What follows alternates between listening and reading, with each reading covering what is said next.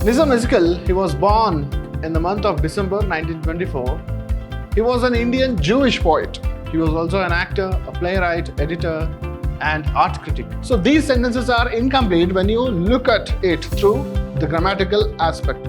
But when you read the poem, you will really understand the emotion of the poem. So the speaker is finding it hard to speak English. But what is he doing? He is somehow managing his emotions with the English language.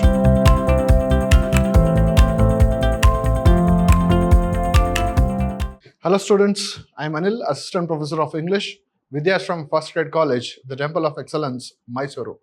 Welcome to this session. In this session, we are going to look at a poem by Nizam Ezekiel, Goodbye Party for Miss Pushpa TS, prescribed for the students of 4th semester BCom. So in this module, what are we going to do? In this module, we are going to look at about the poet and we will go through the poem and summarize it. So here is Nizam Ezekiel. Nizam Ezekiel, he was born in the month of December 1924. He was an Indian Jewish poet. He was also an actor, a playwright, editor, and art critic. He was a foundational figure in the post-colonial India's literary history, specifically for Indian poetry in English. This man is well known for the Indian poetry in English, how Indian poetry is shown through English. The use of English language and the contents are Indian. So how did this man make poetry very interesting in English language? He was awarded the Sahitya Academy Award in 1983 for his latter-day Psalms by Sahitya Academy, India's National Academy of Letters. Then, Ezekiel enriched and established Indian English language poetry through his modernist innovations and techniques, which enlarged Indian English literature, moving it beyond purely spiritual and Orientalist themes to include a wider range of concerns and intersects and interests, including familial events, individual angst, and skeptical societal introspection. So his poetry is somewhat filled with the emotions of India. He has concentrated on the use of English language to express the Indian culture and India's society. So the poem is about a man who is trying to wish a person happy journey. But what does he do while doing it? Goodbye party for Miss Pushpa TS. So here the speaker is introducing the person who is going abroad and he is telling it like a speech. So how he is going to say, friends, our dear sister is departing for foreign in 2-3 days and we are meeting today to wish her bon voyage. So here this man introduces that they have gathered. What was the purpose of? The purpose was here their dear sister is departing to foreign. She is going to foreign and he is using the word departing. He is using English language to express Indian emotion. So how does it sound and what is the meaning that it gives becomes the comedy of this poetry. So he says, our dear sister is departing for foreign in 2-3 days and we are meeting here today to wish her bon voyage. Going from here, you are all knowing, look at the use of language. How does it sound and what does it give? What meaning does it give? We are all knowing, friends, what sweetness is in Miss Pushpa. I don't mean only external sweetness, but internal sweetness. This sentence is really a meaningless sentence when you speak it through English language. But when you take it in the Indian meaning, the native emotions, when you consider the native emotions in the sentence is actually true. But what about the use of English language? Then, Miss Pushpa is smiling and smiling.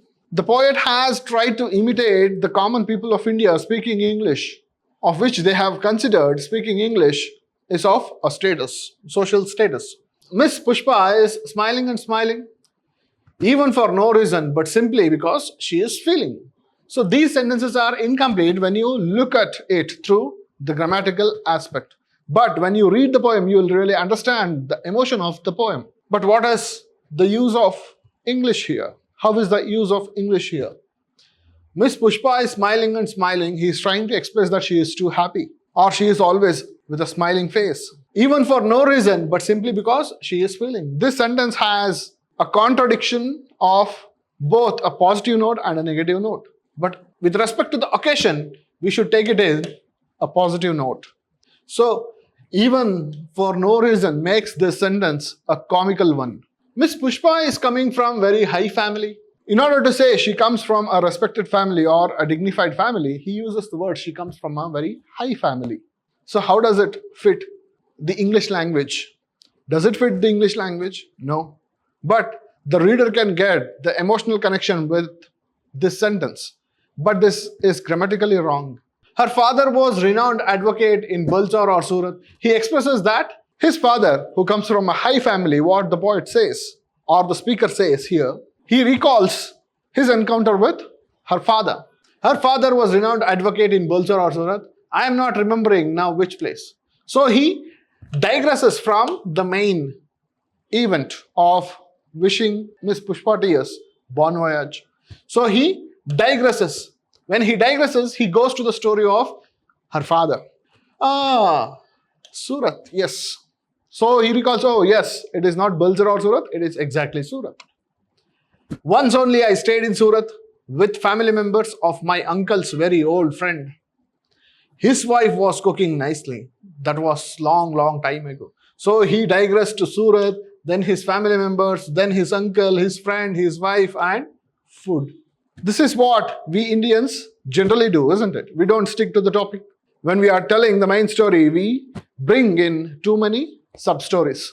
So here he digressed a little bit, and this gives a comical interpretation or a comical break to the poem. Going on, coming back to Miss Pushpa. So now he recalls and he remembers, oh yes, I'm talking about Pushpa. Coming back to Miss Pushpa, she is most popular lady. She is a popular lady. Yes, this gives a good meaning. But what about the next sentence? With men also and ladies also. So here, he could not control the language. So he remembers that something is wrong with the sentence. And then he tries to make a good sentence. But what has happened here?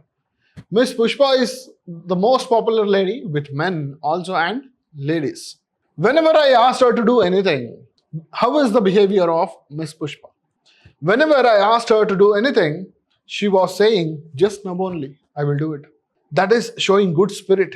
I am always appreciating the good spirit. So the speaker is finding it hard to speak English. But what is he doing?